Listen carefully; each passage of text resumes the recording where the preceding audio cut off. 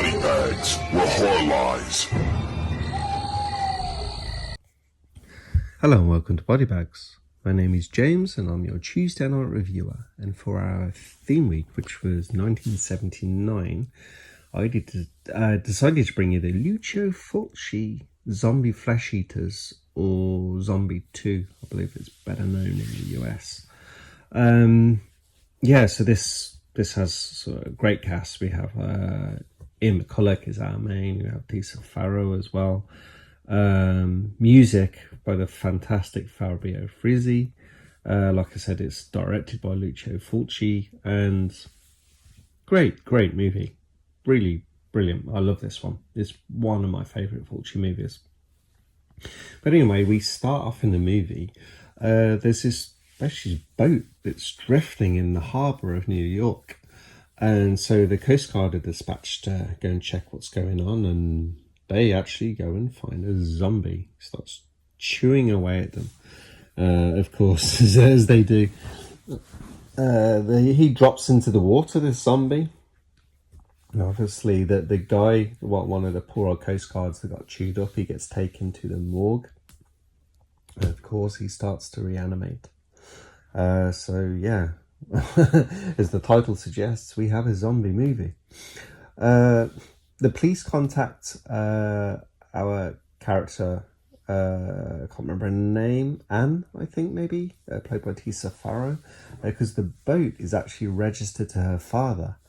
And we also have Ian McCulloch, Peter West, who is a journalist, is investigating the story of this. Obviously, this boat that's floated in from nowhere, and we have dead Coast Guards. So, well, they need to try and get on the boat at one point after they've been she's been interrogated by the police, and they get caught on there, and they make a fake thing like they're making out and anything. But yeah, they manage to get away with that, and they actually go and hire a boat.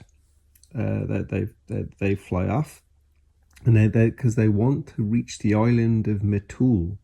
That's where her father was based. So yeah, they hitch a ride with this couple, and yeah, this is when we kind of flick over to see that there's a doctor on this island, and his wife is there, and he's actually researching basically reanimation, so people coming back to life, zombies. So he's finding all this research, and his wife just wants to get the hell off the island, and she's just not enjoying it there. But we get to the evening time where she's on her own at the house, she's having a shower, and we have this extremely famous scene. It's one of Fulci's loves in life as his eye scenes, and we have superb eye scene. With the Blue Underground Blu-ray releases, the 3-disc ones. I actually have one of these, not upgraded to 4K because I just love the Blu-ray release that they had with the lenticular covers. So I actually got the eye gouge one, because the other one was the bad worm placement, as I think it was JP on the 20 shots always calls it. And then the other one is the crossing of the bridge, actually. Which my friend and fellow reviewer on Body Bags, Rob, actually has that one as well. But anyway, so yeah, we get that eye gouge. Lovely stuff. Then we go back to our kind of our main featured couple, I guess, of Ian McCulloch and Tisa Farrow. And this is when we get the next iconic scene. So there's the couple that they've hired the boat with, and the woman, she goes diving, she gets attacked by a zombie underwater, and then we get the zombie shark fight. I still don't think this has been done in another movie, especially not practical effects, and it's great. It looks so cool, this like zombie fighting a shark on the island. Oh, I'm sorry, underwater.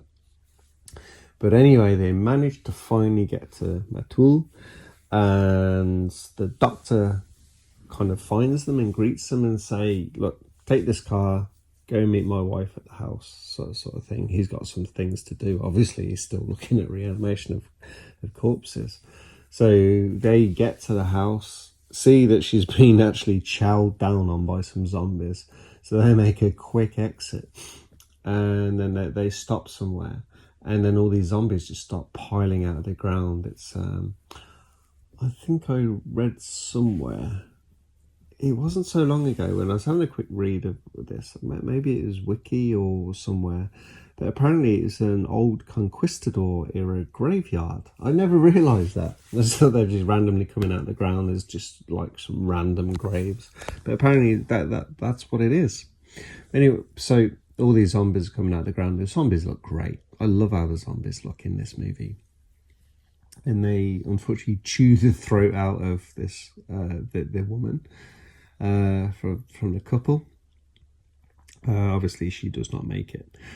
So they make their way to the hospital, and all shit is hitting the fan down there. All these zombies are reanimating everywhere, and all getting crazy. They kind of set fire to the hospital. The guy just lost his partner. He gets bitten as well. There's loads of shit, but they manage to escape with Tisa Farrow and Ian McCulloch. But on that he turns the poor guide guy that they hired. He actually turns into a zombie, but they lock him on their boat, and then they're making their way obviously back to New York. And kind of when they're in the harbour, they're hearing a news report that basically it's been overrun.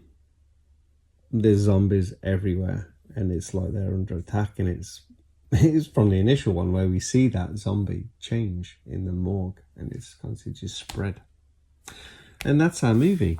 So like I said, this was like a kind of like a gateway into Italian horror for me. For in the late 90s, 97, 98. I remember I was in Tower Records, and I bought on VHS this movie and Suspiria. Kind of really changed my view on horror from that point, and it went a lot more international. Before it was very like mainstream US and UK stuff, but then I was starting to dig more and more, and yeah, it just opened up a world of awesomeness for me, like finding out more and more different horror movies. And like I said, this is such a really well put together movie. Like, I love the actors. You just can't not love Ian McCulloch. He's such a cool guy, no matter which character kind of he's playing. And he marries really well with Tisa Farrow in this. And then is it Al Cliver, I think, is in this.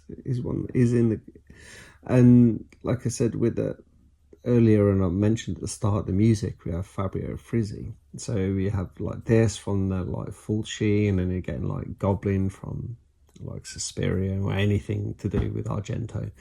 And so not only was I hit with these like fantastic visuals and just non-normal basic linear narrative of American movies, which were in the mainstream, kind of what I was watching, but I was hit with all this kind of like visual style and musical cues and just awesome soundtracks, and blew me away and forever changed me.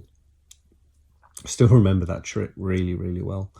You kind of didn't really know that. I thought these films sound pretty good, and then it just totally blew me away. And this is why this always will be one of my favorite movies, and definitely right up at the top of my Fulci list. Definitely one of my favorite Fulci movies of all time.